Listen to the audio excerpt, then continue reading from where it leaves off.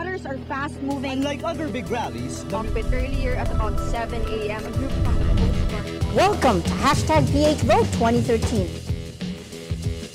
Today on Rappler, the Ombudsman rejects Jaene Zaplan and Dennis Cunanan as state witnesses in a public fund corruption case, but says Napoles and 3 senators will be charged for plunder. The reality of climate change is already significantly altering the way all of us live. And we are now faced with a crucial choice. We can either act collectively now to address the problem, or we can choose to act independently or not at all and suffer the aftermath of inaction collectively. And President Aquino calls for action against climate change.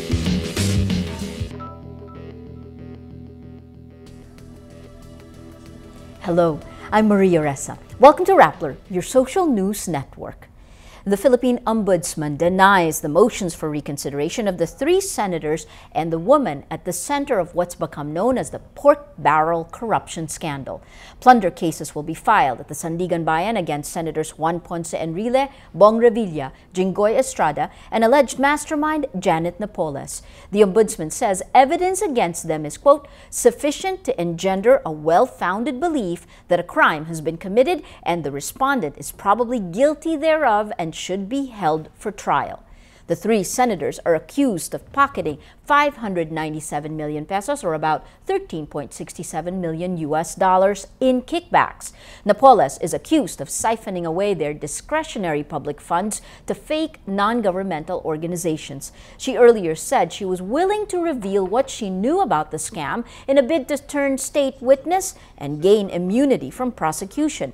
But the Ombudsman denies her plea, saying Napoles appears to be among the most guilty of all respondents. The Ombudsman also says former Technology Resource Center Director General Dennis Cunanan failed to meet the qualifications to become state witness.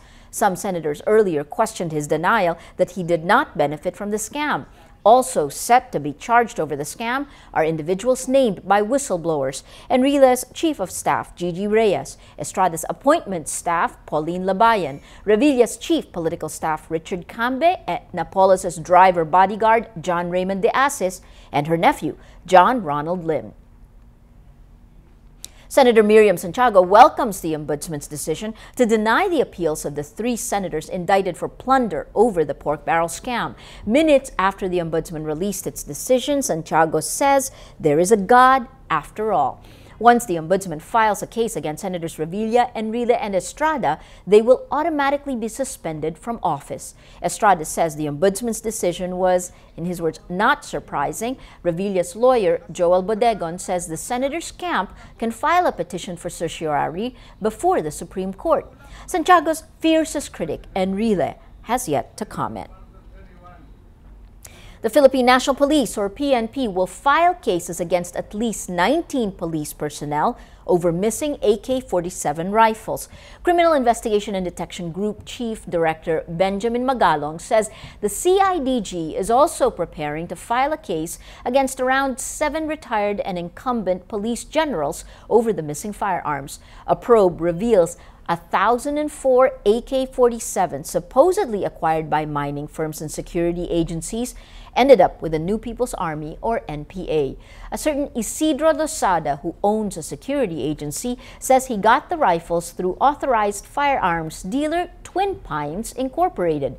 Losada says the NPA threatened to kill him and his family unless he supplied them with firearms. President Benigno Aquino reminds Filipinos to be aware of the harsh reality of climate change as the country continues its rehabilitation process after last year's Super Typhoon Haiyan. The reality of climate change is already significantly altering the way all of us live. And we are now faced with a crucial choice. We can either act collectively now to address the problem, or we can choose to act independently or not at all and suffer the aftermath of inaction collectively.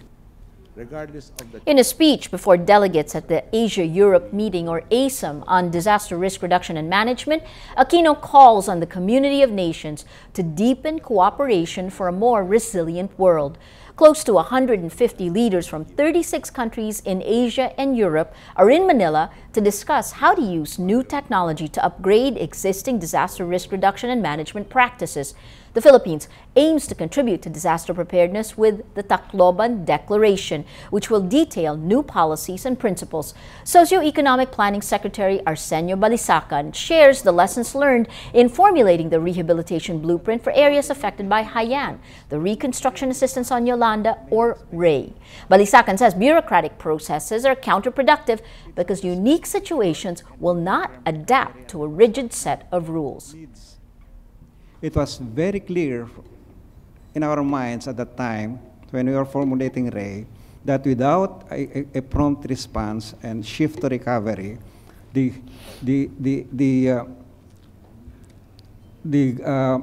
good macroeconomic fundamentals that we have established as the cornerstone for the rapid economic and sustainable growth that we have been trying to achieve, and which we have successfully achieved in the last couple of years, would be derailed. Welfare Secretary Dinky Soliman says poverty is a disaster, highlighting a main goal of the Aquino administration. She says cutting down poverty builds resilience into communities. She encourages communities to, in her words, communicate, coordinate, and collaborate. The perspective of what we are just saying, that the new normal emphasizes that poverty in itself is a disaster, and therefore we must address poverty, and as people gain back their ability to stand on their own feet, on self-sufficiency, then they can be resilient against disaster. Soliman stresses the need for a science-based framework where people could easily understand hazards and risks. She also proposes the implementation of a relief highway, pre-positioned assets for local government units in high-risk areas, and the cleanup of debris in disaster areas within the first 24 hours. Another speaker at the conference, Senator Lauren Legarda, calls for gender sensitivity when creating post-disaster rehabilitation plans. She says women are vulnerable to disasters. More than 3.5 million women and girls were affected, according to statistics. 250,000 of them were pregnant. 169,000 were breastfeeding.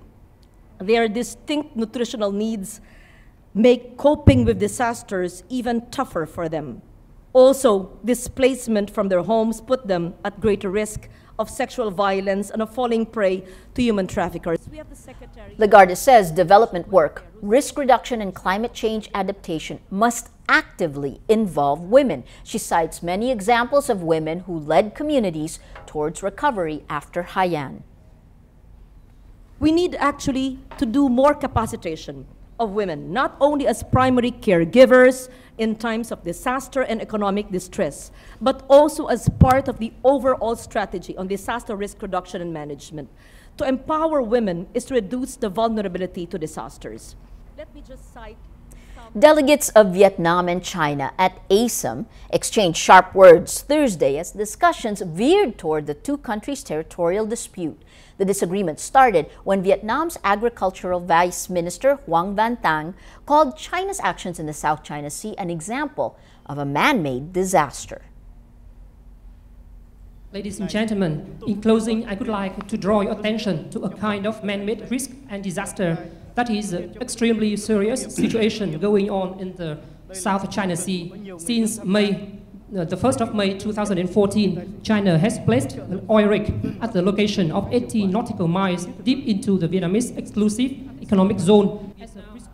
Before the plenary was adjourned, a delegate from China walked up to the podium and slammed Vietnam's claims. The Vice Minister of Agriculture of Vietnam, the honorable gentleman right there, has brought it up earlier. We strongly object to that, and we are forced to respond to it. The oil rig is carrying out on Chinese territorial waters, which was recognized by a diplomatic note from the Vietnam side years ago, maybe decades ago. Obviously, it's not Vietnamese exclusive economic zone. China, Vietnam, and the Philippines are caught in a maritime dispute over parts of the South China Sea. China's claim to nearly all of the area has strained its ties with many Southeast Asian nations. The Philippines is considering filing another protest after reports China is boosting its presence in the disputed West Philippine Sea or South China Sea. President Aquino says he received reports and photos of Chinese ships in the disputed Gavin Reef and Quarteron Reef in the Spratlys or Kalayaan group of islands. Philippine Foreign Secretary Albert Del Rosario says if confirmed, China's heightened presence is cause for concern if it leads to what China did on Mabini Reef or Johnson Reef in the Spratlys. Last month, Manila accused Beijing of destabilizing moves in light of Chinese reclamation activities in Mabini Reef. Del Rosario slams China's reclamation activities, saying the Asian superpower's expansion agenda casts doubt on its willingness to craft a legally binding code of conduct in the disputed sea. An international tribunal is hearing the Philippines' case against China. Manila is challenging Beijing's expansive claims over nearly the entire South China Sea. Former Army Chief Abdel Fattah al-Sisi wins the Egyptian presidency by 23.78 million votes, or a landslide of 96.9%. His lone rival, leftist politician Hamdin Sabahi, gets 775,000, or a mere 3% of the votes. The Associated Press reports thousands celebrate in Egypt after the Election Commission officially announced al-Sisi's victory Wednesday, Manila time. He will be sworn into office Sunday. In a televised address, al-Sisi says it is now time to work that will carry Egypt to a bright tomorrow and better future and restore stability. In 2013, al-Sisi ousted Egypt's first democratically elected president, Mohamed Morsi, after the 29-year rule of dictator Hosni Mubarak. Al-Sisi then led a heavy crackdown on Morsi's Muslim Brotherhood.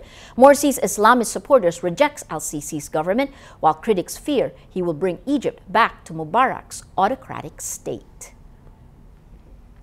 Let's now look at Rappler's Wrap for today, a list of the 10 most important events around the world you shouldn't miss. At number 6, what are the challenges awaiting Spain's king-in-waiting, Crown Prince Felipe? Felipe faces a nation struggling with a 26% jobless rate, Republican sentiment, and a growing independence movement in the northeastern region. After his father, King Juan Carlos, announced he would step down after 39 years, Felipe urges Spaniards to unite for a better future. At number 7, workers on Sao Paulo's subway system launch a strike Thursday, the latest to hit Brazil leading up to the World Cup. The strike raises fears of transport chaos a week before it hosts the opening match. The strike will affect about 4.5 million daily passengers. And at number 10, after almost 40 years of operations, the iconic Hotel Mandarin Oriental in Makati will close in late 2014. In a statement, the hotel says its existing facilities are no longer in keeping with the group's well-recognized luxury hospitality offering. The hotel is set to reopen in 2020, with real estate giant Ayala Land taking over the development. For the full top 10, visit Rappler.com's The Wrap. Every story on Rappler has a mood meter, which gives you 8 emotions to choose from. Click how you feel and your vote comes down to the mood navigator in the middle of the front page. That crowdsources the mood of the day. It also gives you the top 10 stories that have affected our readers and our viewers the most emotionally. These 10 stories have gotten the most number of votes in their mood meter. If we take a look here, we see the last story you just heard, say goodbye to the Mandarin Hotel for now. Interestingly, 30% say they don't care, 35% are sad, and an interesting 4% inspired. We see today's story, Asia-Europe Conference tackles new disaster management policy. This one has a 70% happy and 10% inspired. That green, bringing out the mood of the story that's gotten the most number of votes, The Untapped Power of the Pink Peso by columnist Shakira Sison. Interestingly, 27% annoyed, 51% inspired, bringing out the mood of the day. To date, most people are inspired. That is Rappler's Newscast for today, Thursday, June 5, 2014. Visit Rappler.com and watch our newscast Monday to Friday. Tell us how you feel on our mood meter and help us crowdsource the mood of the day. I'm Maria Ressa. As we say at Rappler, tomorrow begins today.